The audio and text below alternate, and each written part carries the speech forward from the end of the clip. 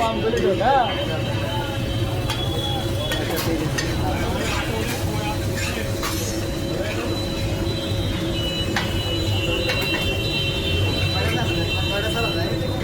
বড় ভাই কি অবস্থা আর ওই এখন নাও সাইডে সব সামনে